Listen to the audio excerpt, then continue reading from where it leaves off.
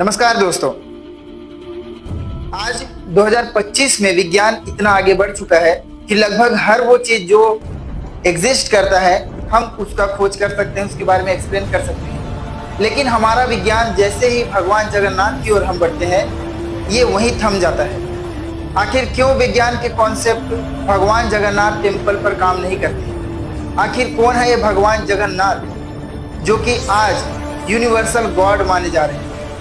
चलिए इस वीडियो में जानते हैं कि भगवान जगन्नाथ की उत्पत्ति कैसे हुई, भगवान जगन्नाथ कौन है और क्यों इन्हें ऑलमाइटी गॉड कहा जाता है।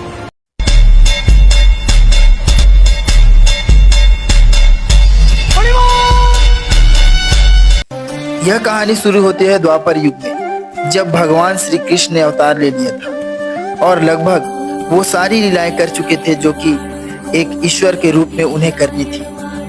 तब मालवा में शासन करते थे इंद्रद्युम्न। एक दिन इंद्रद्युम्न को भगवान विष्णु ने स्वप्न में दर्शन देकर कहा कि वो उनकी प्रतिमा बनाए, जो कि उन्हें विशेष लकड़ी पर बनानी थी।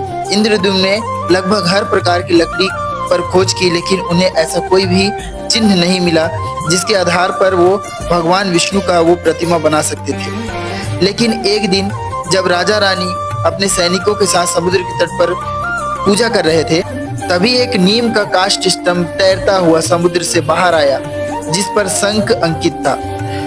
इंद्रद्युम्न समझ गए थे कि यही वो लकड़ी है जिससे भगवान की प्रतिमा बनाई जानी चाहिए, और उन्होंने उस लकड़ी को लेकर अपने राज्य की ओर प्रस्थान किया। उस राज्य में एक भी लकड़ी से काम करने वाले लोग नहीं थे, लेकिन अचानक से एक बहुत ही उत्कृष्ट कार्य करने वाला बढ़ई उस राज्य में आता है, जिसे आज हम भगवान विश्वकर्मा के रूप में जानते हैं।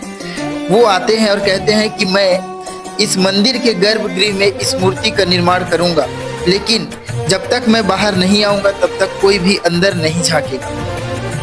10 से 15 दिन बीतते हैं, लेकिन रानी व्याकुल हो उठती है कि आखिर इतने दिनों तक वह बढ़ई अंदर में है, आखिर वह क्या कर रहा है। इस जिज्ञासा से राजा ने उस मंदिर को खोल दिया और भगवान जगन्नाथ की अधूरी मूर्ति वहीं थी, जबकि बढ़ई वहां नहीं था। मूर्ति के ना हाथ थे ना पैर, बड़ी आंखें थी और विशेष आकार। लेकिन तभी आकाशवाणी हुई कि राजा, यह मूर्ति खंडित नहीं है, बल्कि यही वो आत्मा स्वरूप है जिसकी पूजा आपको करनी है। यही वो सनातन स्वरूप है, ब्रह्म। इसलिए भगवान जगन्नाथ की मूर्ति आज भी अधूरी है। दोस्तों, ये बहुत ही आश्चर्यजनक बात है कि इस मंदिर का कोई भी परछाई किसी भी दिशा में नहीं बनता है। इसके चक्र को आप किसी भी दिशा में देखेंगे तो यह आपको आपके सामने ही दिखाई देगा। इसका ध्वज हवा के विपरीत दिशा में चलता है। मंदिर के प्रांगण में प्रवेश करते ही समुद्र का आवाज आना बंद हो जाता है।